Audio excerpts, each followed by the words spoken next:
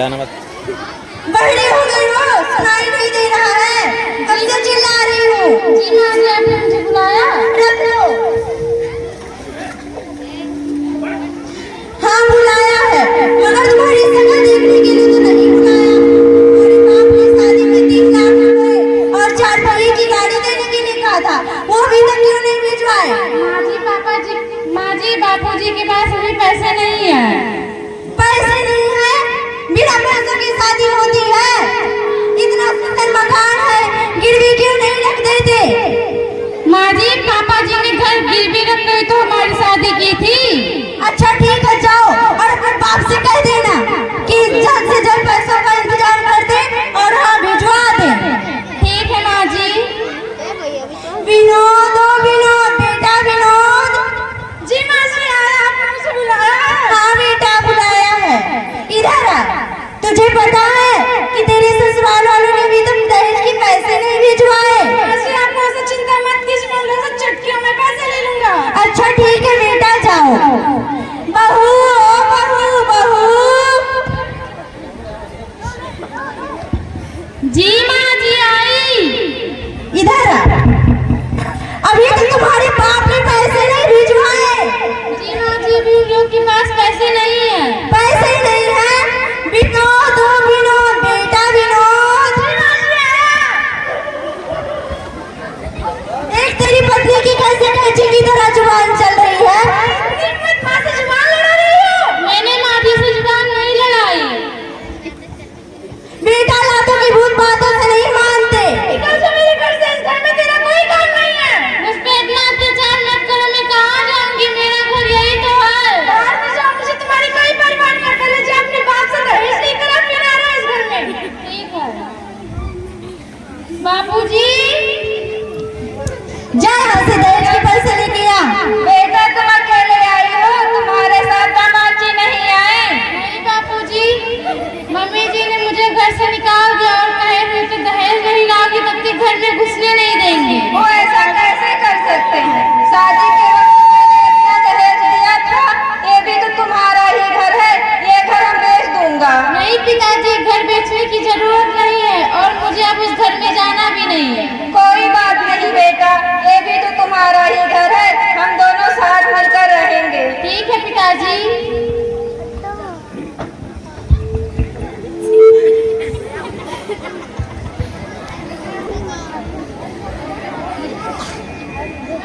विनोद, ओ विनोद, बेटा विनोद। जी माँ जी, आया। इधर आ बेटा। तुझे पता है कि बगल के गांव में एक लाला जी रहते हैं, उनकी एक बेटी है, बीए पास है, बहुत पैसे वाले हैं। तुम उनकी बेटी से शादी कर लो। शादी में 3 लाख रुपए के 4 पहिए की गाड़ी, घर का सारा सामान, बहुत कुछ मिलेगा। इतना सब कुछ मिलेगा, जरूर करूंगा। उन्हीं की बेटी से शादी करूंगा, चाहे वो लड़की कैसे भी हो। अच्छा ठीक है बेटा, जाओ और मेरे लिए नई बहू लेकर आओ। लादा।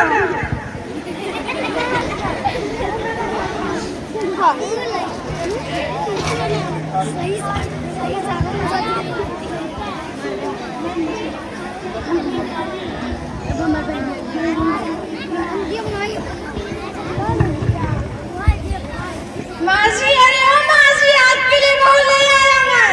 आई बेटा, मैं आरती की थाल लेकर आ रही हूँ।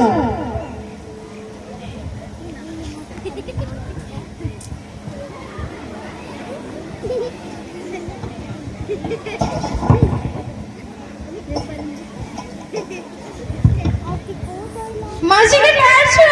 पैर कोई बात नहीं बेटा, अभी बहू नहीं है, सीख जाएगी रहेगी तो। जी मासी। मम्मी जी, ओ मम्मी जी। आई बहू, क्या बात है? जरा मेरे लिए कोल्ड ड्रिंक ले आना। ये क्या होती है बहू?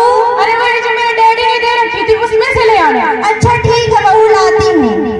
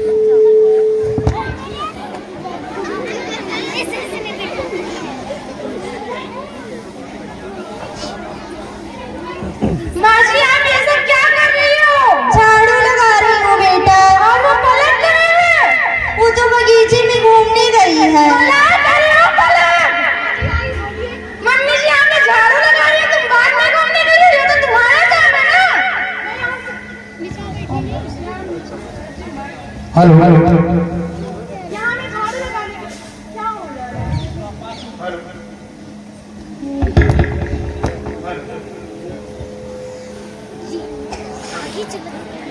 दिमाग खराब है, इतना सारा दहेज लेके झाड़ू लगाने के लिए आई हूँ। मैं जो चाहूँ आप लोग से करवा।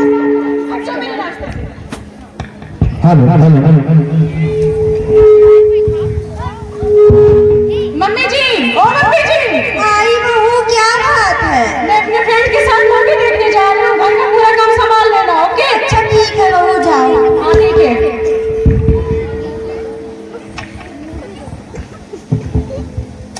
माँ जी, इससे अच्छी तो मेरी पहली पत्नी थी। तुम बिल्कुल सही कह रहे हो बेटा।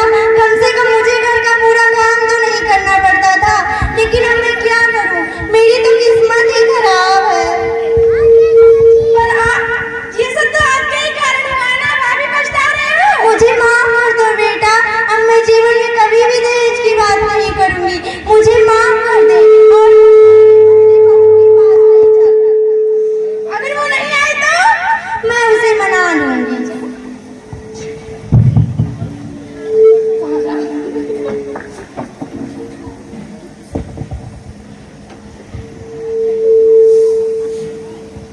समझी जी, राम राम। कैसे आना हुआ? मैं अपनी बहू को अपने साथ ले जाने आई हूँ। यहाँ आपकी कोई बहू नहीं रहती है, यहाँ पर सिर्फ हमारी बेटी रहती है। आपने हमारी बेटी को दहेज के कारण अपने घर से निकाल दिया था। मुझे माफ कर दीजिए। मुझसे बहुत बड़ी गलती हो गई और मेरी बहू को मेरे साथ भेज दीजिए। लेकिन आप आपके साथ में नहीं भेज सकती, क्योंकि आपने हमारी बेटी को दहेज के कारण निकाल दिया था। मुझे माफ कर दीजिए। मुझसे बहुत बड़ी गलती हो गई है। मुझे अपनी गलती पर पछतावा है। मैं भूल ही गई थी कि दहेज से बढ़कर बहू होती है। आपने दूसरी शादी कर ली, जब उसने ठुकरा दिया तब हमारे पास लौट कर आई हो समधिन जी। मुझे माफ कर दीजिए समधी जी। मेरी बहू को मेरे साथ भेज दीजिए। मैं आपसे हाथ जोड़ती हूँ। ठीक है, अपने बेटी से पूछ कर बताता हूँ। तो फिर ठीक है, आप बहू से बात कीजिए। बेटी, तुम अपने ससुराल जाना चाहती हो? हाँ पिताजी, मैं अपने ससुराल जाना चाहती हूँ क्योंकि मेरा जीवन वहीं कटेगा। ठीक है संगन जी, हमारी बेटी आपके साथ जाने के लिए तैयार है। अगर मैं दोबारा कोई शिकायत नहीं सुनना चाहता हूँ। अगर सुना तो मैं सहन नहीं कर पाऊंगा। मैं आपसे वादा करती हूँ समधी जी, मैं आपकी बेटी को अब कभी भी परेशान नहीं करूंगी। चलो बहू।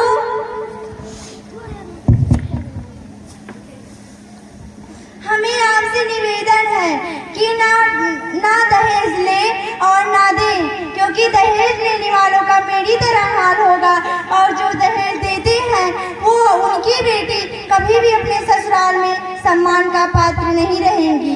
इस नाटक से हमें यह शिक्षा मिलती है कि दहेज लेना और देना अपराध है एवं पाप है, जो उस लड़की के साथ दो परिवारों को बर्बाद कर देता है। जय हिंद, जय भारत।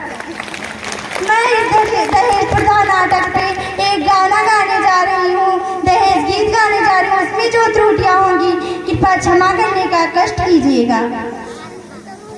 भूत जब ले दहेजवा पे सवार रही है, बिटिया बाबूजी के माथे के भार रही है, बिटिया बाबूजी के माथे के भार रही है। टीवी सीडी कार जे ही कार ना दे पाई, जे करे दुआरे नाही बजी है बधाई, बजी है बधाई है जी, बजी है बधाई हे जी। ते करे ही बिटिया कुंवार रही है हे जी, ते करे ही बिटिया कुंवार रहे, माथे के भार रही है। काहे जन्म माई दिहलू तू बिटिया, दिनवा तो कट जाला बीते नाही रतिया। यही दहेजवा पे जब ले